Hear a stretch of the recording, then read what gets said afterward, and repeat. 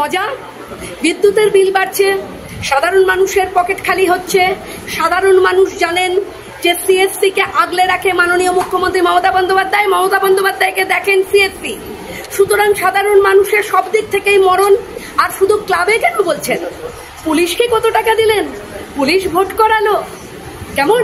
Vote কর্মী হিসেবে একেবারে কনস্টেবল থেকে ওসি 32 কোটি টাকা ব্যয় করলেন তিনি। পুলিশদেরকে গ্র্যাটিটিউড জানালেন, ভাই ভালো করেছেন, ভালোভাবে ভোট করিয়েছেন, ভালোভাবে বিরোধীদেরকে আটকে দিয়েছেন, ভালোভাবে বিরোধীদের মেরেছেন, ভালোভাবে বিরোধীদের ভোট দিতে দেননি, ভালোভাবে তৃণমূলকে ছাপ্পা মারতে দিয়েছেন। তার জন্যই তো কন্ট্রিবিউশন হচ্ছে, তার জন্যই তো উপহার দেওয়া হচ্ছে পুলিশকে, সেই টাকাটা দেয়া যাচ্ছে। কিন্তু আজকে সাধারণ মানুষের প্রাণ ওষ্ঠাগত, এমন মাসুল বৃদ্ধি হয়েছে যে সাধারণ মানুষের প্রাণ ওষ্ঠাগত। কিন্তু কোথায়? তার জন্য মাননীয় মুখ্যমন্ত্রী বা তৃণমূল কংগ্রেস যারা এত মানবপ্রেমী, বাবা তাদের কত কত কষ্ট এই বাজেট দেখে। এটা বাংলা বঞ্চিত। আমরা প্রশ্ন করছি, বাংলা কিসে বঞ্চিত হলো? ওই ক্যাশটা দেয়নি, যে ক্যাশটা দিলে পরে মেলা খেলা করে টাকাটা ওড়াতে পারতেন। এই মদের পেটিগুলো আরো পৌঁছতে পারতো, আরো গুন্ডা পোষা যেত, শাহজাহান আরো বন্দুক কিনতে পারতো, শওকত আরো বোম বানাতে পারতো। এইগুলো পারলো না, ওই টাকাটা পেলেন না, তাই ভারী দুঃখ হলো। সেই জন্য দেখতেই পেলেন না যে মেট্রো রেলের জন্য কত কোটি টাকা বরাদ্দ করলো কেন্দ্রীয় সরকার, যাতে সাধারণ মানুষের যাতায়াতের উপকার হয়। যে রেটে একটা রাজ্যের গাড়ি বাড়ছে, যে রেটে মানুষের সংখ্যা বাড়ছে, যাতায়াত একটা অপরিসীম যন্ত্রণার বিষয় হয়ে দাঁড়িয়েছে। তার জন্যে কত কোটি টাকা বরাদ্দ করলেন কেন্দ্র, সেটা কিন্তু তৃণমূল দেখতে পাচ্ছে না। তৃণমূল যে টাকাটা চুরি করতে পারলো, যে টাকাটা চুরি হতে পারলো না, যে টাকাটা পেয়েছে সেটা চুরি করা যাবে না, তার জন্য এদের এত কষ্ট। আমি আবারও আপনাদের বলছি যে এত যদি মানুষের জন্য দুঃখ কষ্ট, আয়ুষ্মান ভারত আটকেছেন কেন? কৃষক নিধি যে টাকাটাকে আটকে রেখেছেন কেন? কেন দিচ্ছেন না? কেন আয়ুষ্মান ভারতকে পশ্চিমবঙ্গে লাগু করতে দিচ্ছেন না? তাহলে তো প্রতিটা সাধারণ পরিবার মাথাপিছু একটা মেডিক্লেমের আওতার মধ্যে এসে যেতে পারতো। সুতরাং বাংলার মানুষকে আবারও বলছি, যেমন 72 থেকে 77-এর কালো দিন দেখেছেন, যেমন সিপিআইএম এর ঔদ্ধত্য দেখেছেন, যেমন আপনারা যা যা অন্যায় একদম বৈজ্ঞানিক রেগিং দেখেছেন, তেমনি বর্তমান সরকারের অন্যায় দেখছেন। তাই এই অন্যায় থেকে বাঁচাতে পারে একমাত্র বিকল্প শক্তি ভারতীয় জনতা পার্টি। তাই আজকে এই বৈদ্যুতিক মাশুলের বিরুদ্ধে কথা বলবার জন্য জল হোক ঝড় হোক, মাননীয় শুভেন্দু অধিকারী বিরোধী দলনেতার ডাকে আজকে যে মিছিল হবে, এই মিছিল সাধারণ মানুষের জন্য মিছিল। সাধারণ মানুষকে অনুরোধ করব, আসুন আমাদের সঙ্গে পায়ে পা মিলিয়ে নিজেদের যে স্বাধিকারের লড়াই, সে লড়াইয়ে অংশীদার হন, সে লড়াইয়ে অংশগ্রহণ করুন। দেখুন, ক্লাবগুলোকে উনি ভোট ভোট ভোট ক্যাচ করবার যন্ত্র হিসাবে ব্যবহার করেন। ফলে এটা এক ধরনের নীতি। পশ্চিমবঙ্গের মানুষকেই এর উপলব্ধি করতে হবে যে এই ধরনের রাজ্য সরকারের নীতিতে পশ্চিমবঙ্গের মানুষের কতখানি ভালো হচ্ছে। ফলে এই বিষয়টি আরো মানুষের কাছে তুলে নেওয়ার জন্য, এবং এখানে যে বিদ্যুতের দাম, অন্যান্য রাজ্যের যে বিদ্যুতের দাম, তার তুলনামূলক আলোচনা ও মানুষের মধ্যে চর্চার মধ্যে আসুক, আমরা এটা চাই। বাড়িতে বিবেকবান আছে তো, ক্যামাক স্ট্রিটে থাকেন, উনি হচ্ছেন পশ্চিমবঙ্গের বিবেক। কিভাবে কিছু না থেকে, মানে হ্যাভনটস থেকে হ্যাভ হতে গেলে কি করা যেতে পারে, সেই বিবেক কিন্তু উনি ক্যামাক স্ট্রিটে দেখেছেন।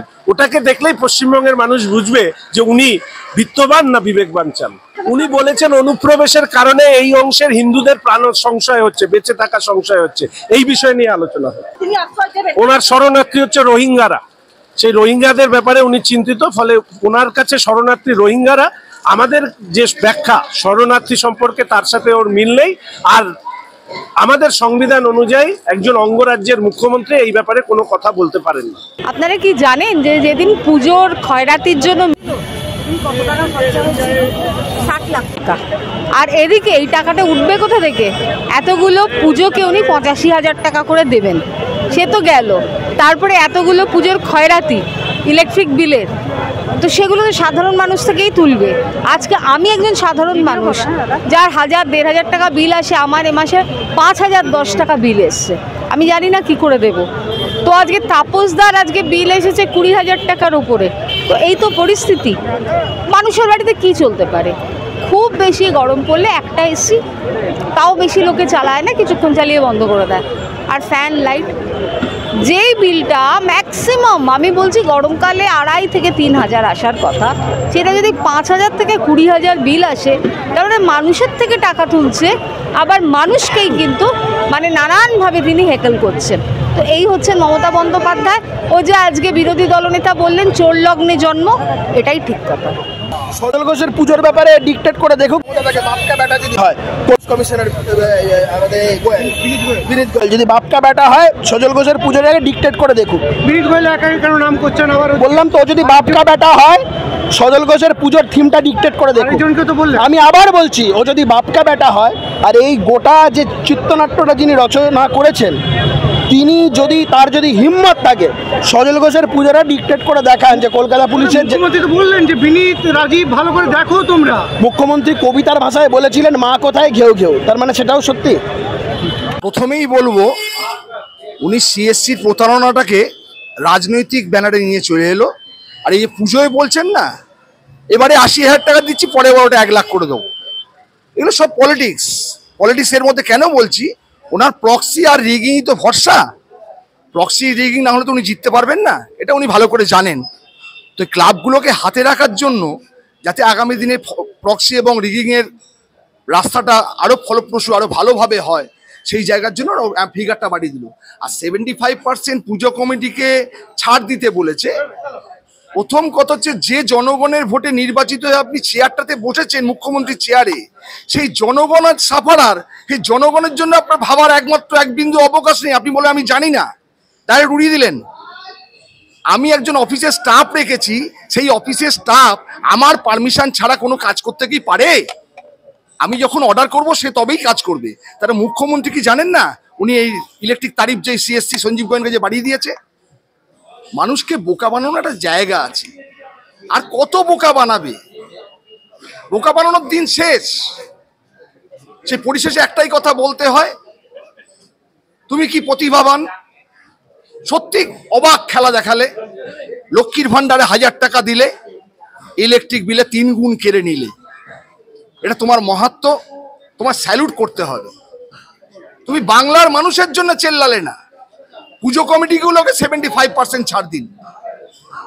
এটা কোন ধরনের রাজনীতি? এটা কোন ধরনের সিস্টেম? সাধারণ মানুষ কান্নাকাটি করছে। সবুজ বিল সবার বাড়িতে, ঘরে ঘরে সবুজ বিল। সঞ্জীব গোয়েঙ্কার যে স্টাফরা, উচ্চপদস্থ পদাধিকারী যে বসে আছে, তারা জনগণের কোনো কথা শোনে না। আগে টাকাটা পেমেন্ট করুন, তারপরে ইনভেস্টিগেশন হবে, আপনার বাড়িতে আপনার মিটারটা গিয়ে চেক করা হবে। আগে টাকাটা দিন। আরে গরিব মানুষের টাকাটাই তো নেই। টাকাটা দিলে তো সমস্যার সমাধান তো হয়েই গেল। টাকাও তার কাছে নেই। একটা বাল্ব, একটা ফ্যান চলে, তার বিল আসতো 250 থেকে 300 টাকা, 350 টাকা ম্যাক্সিমাম। তার বিল এখন 900 থেকে 1000 টাকা। কোত্থেকে দেবে সে? তার তো ইনকাম নেই, আর্ন নেই। সুতরাং একটাই কথা বলবো, গো ব্যাক সঞ্জীব গোয়েঙ্কা। তোমার কোনো প্রয়োজন নেই। আমরা ছত্তিশগড়ের কোম্পানি 4 টাকা 26 পয়সা রেটে যে ইউনিট প্রতি ইলেকট্রিকের সারচার্জ করেছে, আমরা তাকে চাই। মমতা ব্যানার্জি হচ্ছে প্রতিশ্রুতি মুখ্যমন্ত্রী, কিন্তু প্রতিশ্রুতি রাখার মুখ্যমন্ত্রী না। উনি মানুষকে শুধু প্রতিশ্রুতি দিয়ে যান। মিথ্যা প্রতিশ্রুতির মুখ্যমন্ত্রী উনি, মিথ্যা মুখ্যমন্ত্রী, ঠিক আছে, ভাওতাবাজ মুখ্যমন্ত্রী। আজকে 2011 থেকে খালি প্রতিশ্রুতি দিয়ে যাচ্ছেন, কিন্তু এখন অবধি কোনো প্রতিশ্রুতি রাখেননি। এবার রইল বাকি ক্লাবের কথা, যে ক্লাবে 50,000 না কত টাকা করে পুজোয় দিতেন, এখন 85,000 টাকা করে দিচ্ছেন। আরে 85,000 টাকাটা কি কোনো নতুন ব্যাপার নাকি?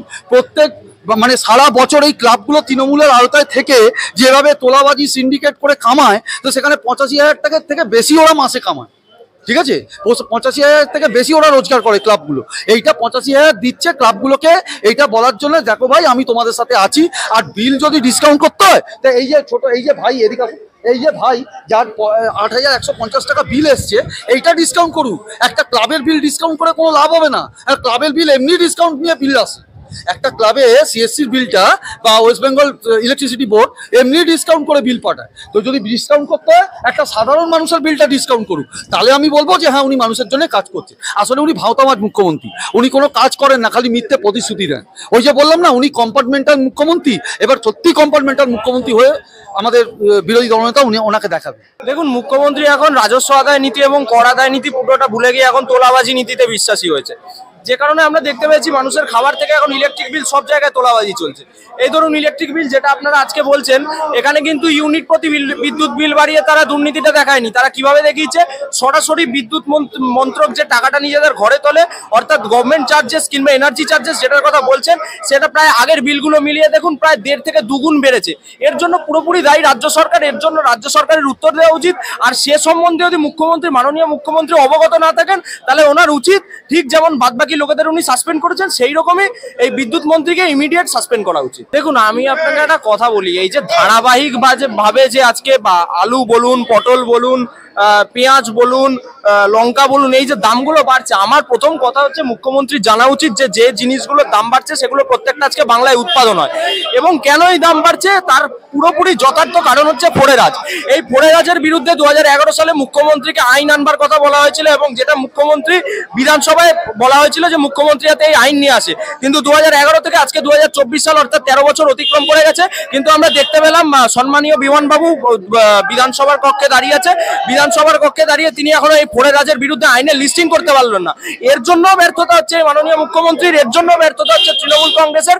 এবং দেখুন, আজকে এই যে নিয়ন্ত্রণ করার দায়িত্ব কার? এ তো নরেন্দ্র মোদীর দায়িত্ব না, কিংবা রাজ্য বিজেপির দায়িত্ব না, গিয়ে এখানে সবজির দাম নিয়ন্ত্রণ করবে। এর জন্য Mamata Bandyopadhyay task force create করে দিয়েছে। সেই টাস্ক ফোর্স যদি আজকে ব্যর্থ হয়, আজকে যদি মুখ্যমন্ত্রীর প্রশাসন ব্যর্থ হয়, তো তাই জন্য আপনারা দেখতে পাচ্ছেন টাস্ক ফোর্স ব্যর্থ হয়েছে, মুখ্যমন্ত্রীর প্রশাসন ব্যর্থ হয়েছে, এবং মুখ্যমন্ত্রীর প্রশাসন ব্যর্থ বলেই কালকে কিংবা পরশুদিন সম্ভবত মুখ্যমন্ত্রী পুলিশদের বিরুদ্ধে একটা কমপ্লেন অথরিটি তৈরি করেছে।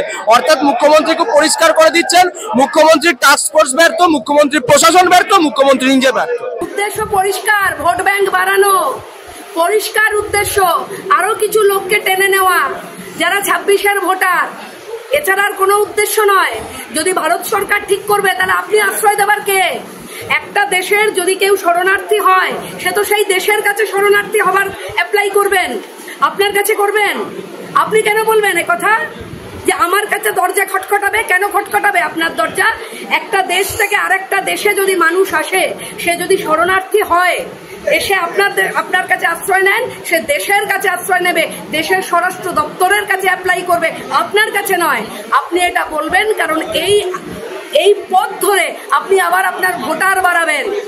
কিন্তু আপনি জেনে রাখুন, আপনার এই দুরভিসন্ধি কোনো কাজে দেবে না, কোনো কাজে দেবে না। যেভাবে সীমান্তগুলোকে রক্ষা করা হচ্ছে, যেভাবে সীমান্তগুলোকে আপনি যতই জমি দেব না বলুন, কাঁটাতার দিয়ে, ফেন্সিং দিয়ে যেভাবে সীমান্তগুলোকে আটকে দেবার ব্যবস্থা করা হচ্ছে, তাতে ভারতবর্ষ তথা পশ্চিমবঙ্গকে সংরক্ষণ এবং সুরক্ষিত রাখবার চেষ্টা ভারত সরকার করবেই, ভারতীয় জনতা পার্টি করবেই, এনডিএ সরকার করবেই। এজন্য নিশ্চিন্ত থাকুন, পশ্চিমবঙ্গের যারা হিন্দু বাঙালি এবং পশ্চিমবঙ্গের যারা রাষ্ট্রবাদী মানুষ, তারা নিশ্চিন্ত থাকুন, এই শাসক দলের, মিথ্যাচারী শাসক দলের এই দুরভিসন্ধি কখনোই কার্যকরী হবে না। দেখুন, বিষয়টা হচ্ছে পশ্চিমবঙ্গে যে পরিস্থিতি দাঁড়াচ্ছে, তাতে একটা আতঙ্কের পরিস্থিতি দাঁড়াচ্ছে।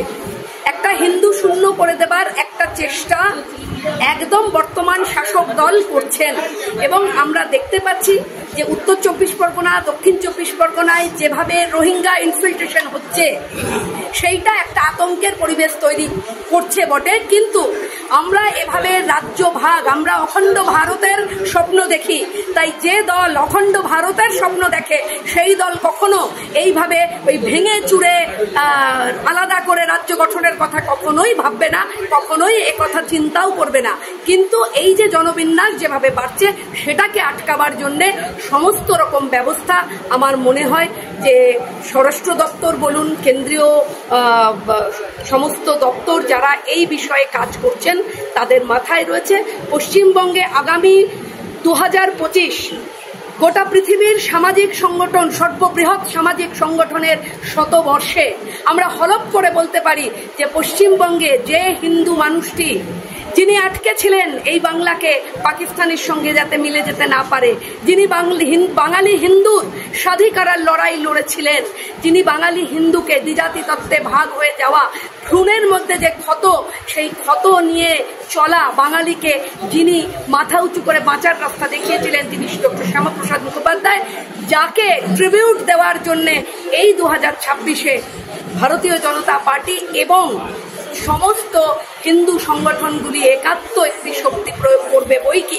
তার কারণ যে পরিস্থিতি দাঁড়াচ্ছে তাতে পশ্চিমবঙ্গ হিন্দুদের হোমল্যান্ড, বাঙালি হিন্দুর হোমল্যান্ড, সেখানে আমাদের পৌঁছতেই হবে।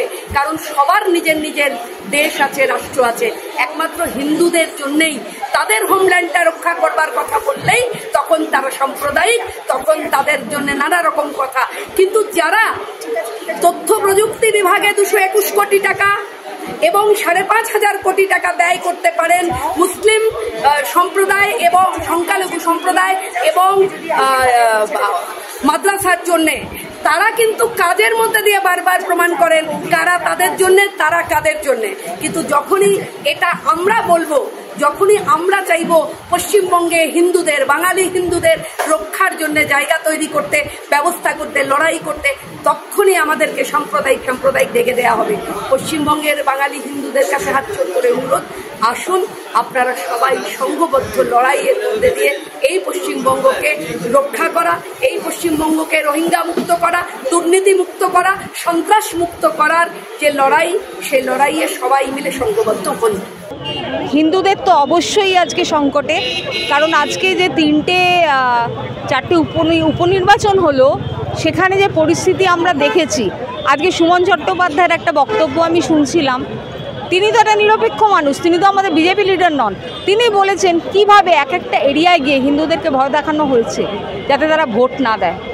তাহলে কি হচ্ছে, আজকে দাদা বলছেন যে মুসলিমরা যে আমাদেরকে ভোট দিচ্ছে না, সব মুসলিমদের কথা আমি বলছি না, কিন্তু কিছু মানুষ আজকে ওনার কথা শুনে যে বিরোধিতা করছে, আজকে আমরা তাকে ধিক্কার জানাই। এবং মমতা বন্দ্যোপাধ্যায় যেভাবে মুসলিমদেরকে ব্যবহার করছেন ভোট বাক্সের জন্য, তাদেরকে ইভিএমের বাটন হিসাবে ব্যবহার করছেন, আমার মনে হয় আজকে মুসলিমদেরও সময় এসেছে এটা নিয়ে ভাবার। আজকে নিশিকান্তবাবু যে কথাটা বলেছেন, কথাটা কোথাও ভুল নয়। আজকে তো আপনি বলুন না, আজকে দক্ষিণ 24 পরগনা, আজকে আমরা বনগাঁ, আজকে আমরা দক্ষিণ 24 পরগনার যে বিভিন্ন অঞ্চলগুলো, ক্যানিং থেকে শুরু করে কিংবা বসিরহাট, বাদুরিয়া, এইসব জায়গায় যাই, একই তো অবস্থা। কিন্তু এবার কাকে অঞ্চল কাকে রাখবে না রাখবে সেটা কেন্দ্রের ভাবনা। আপনাকে বলি, পুলিশ প্রশাসন তৃণমূলের দলদাস হিসেবে কাজ করছে, তার প্রমাণ তো মুখ্যমন্ত্রী নিজেই দিয়েছে। তার কারণ আপনারা জানেন, ইতিমধ্যে যে সমস্ত জায়গায় পুলিশ ভালো কাজ করেছে, নির্বাচনে ভালো কাজ করে জিতিয়ে দিয়েছে, সেখানে তাদেরকে আর্থিক সাম্মানিক দেওয়া হচ্ছে 32 কোটি টাকা। কেন? তার মধ্য দিয়ে বোঝা যাচ্ছে পুলিশ জনগণের জন্য কাজ করে না, পুলিশ তৃণমূল কংগ্রেসের জন্য কাজ করে। আর একজন আইনের ছাত্র হিসাবে আমি বলি, এই রেগুলার আমাদের কাছে কেস আছে, এই থানায় যদি বিরোধীরা কোনো এগেনস্টে কোনো কেস হয় এবং তার জন্য 41A নোটিশ পায়, সেই নোটিশে অ্যাটেন্ডেন্স করছে 3 দিন থেকে 4 দিন, থানায় ঘোরা হচ্ছে, অফিসার জিজ্ঞাসাবাদ করছে, তৎসত্ত্বেও অ্যাটেন্ডেন্স অ্যাপ্রুভ করে সাইন করে দিচ্ছে না। সাইন করবার জন্য 2000 টাকা মাথা পিছু চাইছে। প্রতি নোটিশ পিছু 2000 টাকা যদি না দেওয়া হয় তাহলে অ্যাটেন্ডেন্স সাইন হয়। এটা চূড়ান্ত অরাজকতা চলছে। কলকাতায় বসে থেকে বাংলার পুলিশের কথা বোঝা যায় না। আজকে দেখুন, হ্যাঁ, এই পুলিশ তো দিঘার হ্যাপি হয়েছিল, তেহট্টে প্রথম গুলি চালিয়েছিল পুজোর সময়। আমরা দেখেছি দাঁড়িভিটেতে পুলিশ কিভাবে গুলি চালিয়েছে, 2টো তরতাজা প্রাণকে মেরে দিয়েছে, তারা ক্ষতিপূরণের জন্য এখনো কোর্টের দরজায় ঘুরছে। আমরা দেখেছি মালদা একটা নিমন্ত্রণ বাড়িতে গিয়ে পয়েন্ট ব্ল্যাঙ্ক রেঞ্জ থেকে কিভাবে গুলি চালানো হয়েছে। মমতা বন্দ্যোপাধ্যায় অস্বীকার করেছে পুলিশ মন্ত্রী হিসাবে। পরবর্তীকালে সেটা কিন্তু প্রকাশ হয়েছে যে সেই বুলেটটা যেটা খোল পাওয়া গেছিল সেটা কিন্তু পুলিশ কিন্তু স্বীকার করেছিল। তাহলে পুলিশ মন্ত্রী এক কথা বলছেন আর বাংলার পুলিশ তারা এক কথা বলছে, কন্ট্রাডিক্টরি কথা বলছে। আমার মনে হয় এটা কন্ট্রাডিক্টরি কথা বলা নয়, এটা একটা সেটিং তত্ত্ব, যেখানে বাংলার মানুষকে বিভ্রান্ত করবার চেষ্টা করছে। আর পুলিশকে সম্পূর্ণরূপে তৃণমূলের হয়ে কাজ করানোর চেষ্টা চালানো হচ্ছে। বিগত নির্বাচনগুলোতেও হয়েছে, এখনো চলছে। সেই প্রত্যাহার করতে হবে, নইলে কি করে প্রত্যাহার করতে হবে? আমি মনোহরলালজির সঙ্গে কথা বলেছি, একটু পরে মাইকে বলে দিচ্ছি। তাদের হয়তো বিল দিতে হয় না, বা অন্যভাবে বোধহয় তাদের বিল জমা পড়ে।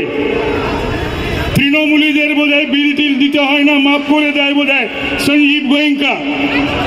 আমি কালকে মেসেজ পেয়েছি, আমার বিল এখনো হার্ড কপি পাইনি, 20,400 টাকা। 4,000, 4,100, 4,200 গড়ে আসে, 5 গুণ বেশি। হ্যাঁ, দিতেই তো হবে, এবং এটা কয়েক কোটি গ্রাহককে দিতে হচ্ছে কলকাতার। তার কারণ দিদিমণিকে যে 400 কোটি টাকার ওপর নির্বাচন ফান্ডে দিতে হয়, সুতরাং সেটাকে কি গোয়েঙ্কা তার পৈতৃক সম্পত্তি থেকে দেয়? এবারে অনেকে খুব উৎফুল্লিত, আমিও খুশি, আনন্দিত নয় যে তা না। সমস্ত প্যান্ডেলে আলো জ্বলবে, ঝকমক করবে একদম। কলকাতা মহানগরী শহরতলি 75% কম দিতে হবে বিদ্যুতের বিল, কিন্তু তারপরে সেই টাকাটা, এই যে 400 কোটি টাকার ওপরে নির্বাচনী তহবিলের জন্য টাকা কাকেই দিতে হচ্ছে? এই 20,400 টাকার মতন বিল আমাদের সকলকে ভরতে হচ্ছে এবং দিতে হচ্ছে।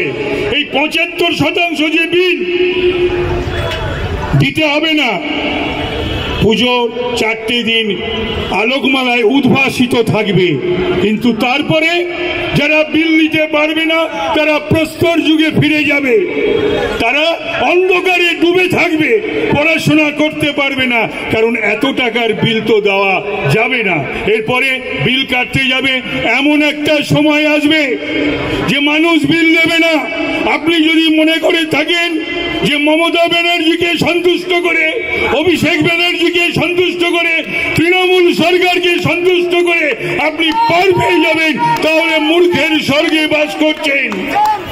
কাটতে গেলে কাটতে পারবেন না। কত পুলিশ, তারা যাবে শুধু আপনাদের পাহারা দিতে, মানুষ তাড়া করবে আপনাদের।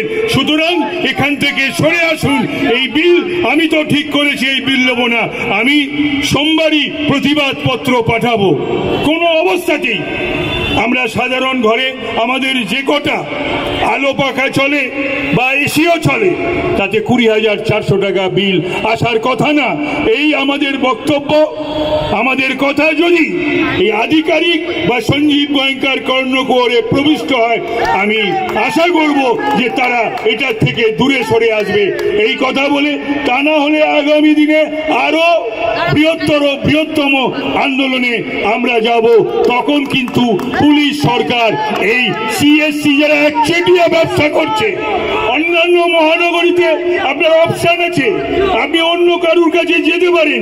এখানে মনোপলি একচেটিয়া, অন্য কারুর কাছে যাওয়ার প্রয়োজন নেই। আপনি যা খুশি করুন, লুট করুন, শুধু তৃণমূলকে টাকা দিন। আর তৃণমূল যদি বলে বিনা পয়সায় পুজোর সময়, তারা কি বিনা পয়সার টাকা গোয়েঙ্কা তার ঘর থেকে দিবে? ঘর থেকে দিচ্ছে? নিশ্চয়ই নয়। সেই টাকা আপনার আমার পকেট কাটছে। এই পকেট কাটা বন্ধ হোক, এই দাবি করে আমার বক্তব্য শেষ করলাম। এটা তো শুরু হলো, এ তো पहले झांकी है, अभी विद्युत भवन बाकी है। আমাদের লড়াই চলবে। আগস্ট মাসে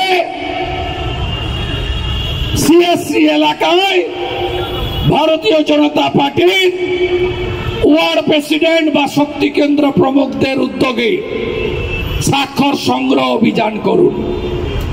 তারপরে প্রত্যাহার না করলে আমরা প্রয়োজন হলে আবার আদালতের অনুমতি নিয়ে একদিন 2 ঘন্টার বিক্ষোভ নয়, লাগাতার সোম থেকে শুক্র 5 দিন বিক্ষোভ ধর্ণা এখানে আমরা করব।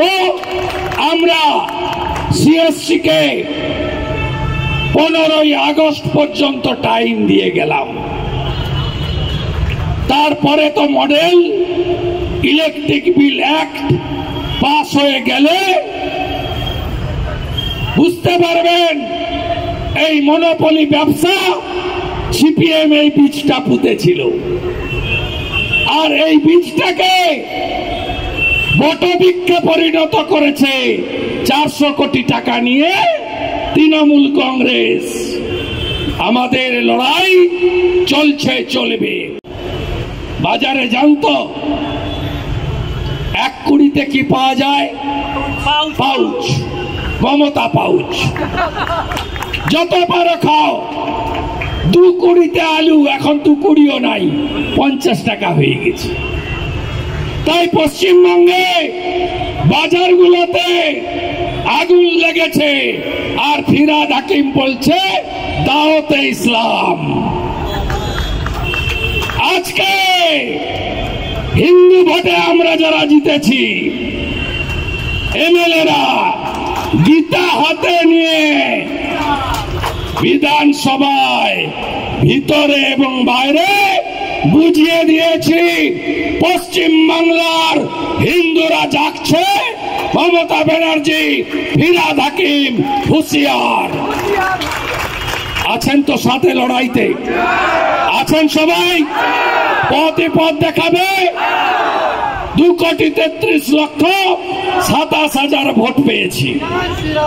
বিজেপি মুসলমানের ভোট নাই, দুধে জল নাই, ছাপ্পা নাই, মৃতর ভোট দিইনি, রিগিং হয়নি, খাঁটি দুধ। 2,33,27,000, 39%। আর 3-4% হিন্দুরা দেবেন না, আর 3-4% দেবেন না হিন্দুরা। এখনো ঘুমাবেন? ঘুমাবেন আপনারা? জানবেন না আপনারা? 146টা সিটে 40% ভোট পেয়েছে বিজেপি, আর দরকার 2%। নবান্ন থেকে তাড়াবো, পিসিকে কালীঘাটের রাস্তায় বাটি নিয়ে বসাবো, আর ভাইপোকে জেলে পুরবো। জয় শ্রীরাম। আপনার জমি কেনা বেচায় 2% স্ট্যাম্প ডিউটি বাড়িয়েছে। ইলেকট্রিকের ট্যারিফ এখানেও বাড়িয়েছে। রাজ্যেও আগে 328 ইউনিটে যেটা পেতেন, এখন ওই সেলিম আছে, পিবি সেলিম, আমাকে দেখে প্যান্ট পরে কোমটে বসে পড়েছিল বিদ্যুৎ ভবনে কয়েক মাস আগে। সেই সেলিমও এখন 129 ইউনিটে ওই দাম করে দিয়েছে।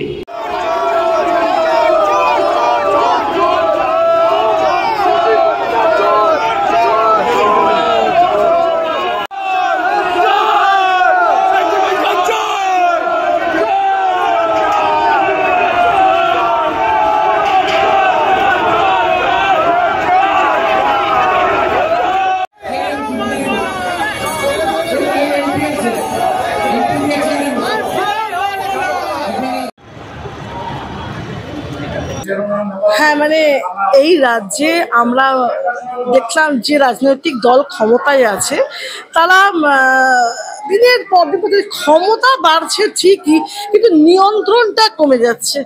না গুন্ডা বদমাইশদের উপর নিয়ন্ত্রণ রাখতে পারছেন, না কোনোভাবে নিয়ন্ত্রণ রাখতে পারছেন যে শিল্পপতিরা তাদের সঙ্গে আছেন, যারা ওই মিছি বিজিবিএসে গিয়ে কাগজ এক্সচেঞ্জ করে বলেন মৌসই হয়েছে ইত্যাদি, যা বলে যে ঢপবাজির স্কিমগুলি চালান যাদেরকে নিয়ে, তারাও আসলে এই রাজ্য সরকারের এই প্রশাসনের কন্ট্রোলে বা নিয়ন্ত্রণ মানছে না। কারণ গুন্ডারাজ পশ্চিমবঙ্গে প্রতিষ্ঠিত হয়েছে, এটা সবার কাছে একটা সুন্দর বার্তা চলে গিয়েছে। ইলেকশনটা যেই মিটে গিয়েছে, উনি যে 1 টাকা ডিসকাউন্ট দিয়েছিলেন পেট্রোল ডিজেলের দামে, সেটাও আবার উনি বাড়িয়ে নিয়েছেন। অর্থাৎ এই পেট্রোল ডিজেলের দাম বাড়লে খাদ্যপণ্য এবং সহ সব কিছুর উপর তাদের একটা প্রভাব পড়ে আমরা জানি। সেটারও যেটারও সুবিধা মমতা বন্দ্যোপাধ্যায় ভোটের পরে যে কমিটমেন্ট, যারা ইলেকট্রাল বন্ডকে টাকা দিয়েছিল, যে কমিটমেন্ট ছিল ওটা উনি রেখে দিয়েছেন, সবার কথা উনি রেখে দিয়েছেন।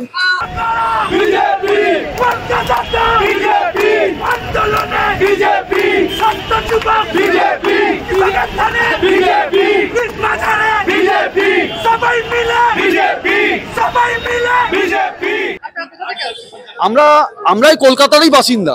আমার বন্ধু হয়, হঠাৎ দেখছি ওর বিল এরকম বেড়েছে। এই একটা জাস্ট চাকরিজীবী, এ এমনি 10,000 টাকাও মাইনে পায় না, এ 8,150 টাকা বিল এসছে, এ কি করে টাকাটা দেবে?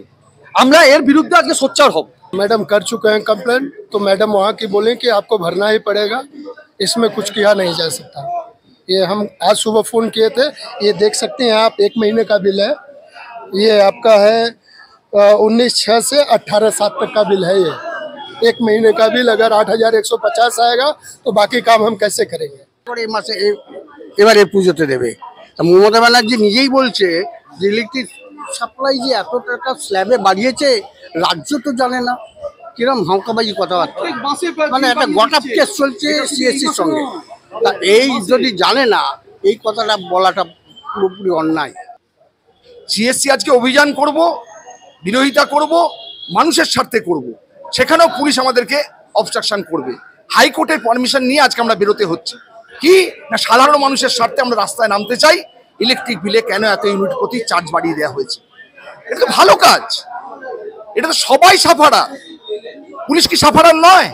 পুলিশের ইলেকট্রিক বিল কি লাগে না? ওনাকেও দিতে হয় বেশিটা। এটা তো সবার সাপোর্ট করা উচিত, তাও না। বিজেপি করলেই সেটা করা যাবে না, কেন বিজেপি তাহলে একটা হাইলাইট জায়গায় চলে আসবে। বিজেপিকে স্টপ করে দিচ্ছে। আমরা হাইকোর্টে পারমিশন নিয়ে আমরা আজকে যথারীতি সিএসসি আন্দোলনে নামছি। তার আশেপাশে আপনারা দেখেছেন কিভাবে মানে আমরাই 100-150 ইউনিট আসলে আমরা পেমেন্ট করতাম যেখানে 400-500 টাকা, সেখানে আজকে সেই মূল বৃদ্ধি মানে টাকা বৃদ্ধি হয়ে 1,500-2,000-এর উপরে চলে গেছে। তো এই টাকাগুলো আমাদের কাছ থেকে মানে সাধারণ মানুষের কাছ থেকে নিয়ে তৃণমূলের নেতারা মানে হইচই করছে, সেটা সাধারণ মানুষ এবার জেনে গেছে। আর এই প্রতিবাদ শুধু ভারতীয় জনতা পার্টির প্রতিবাদ নয়, এটা সাধারণ মানুষের প্রতিবাদ।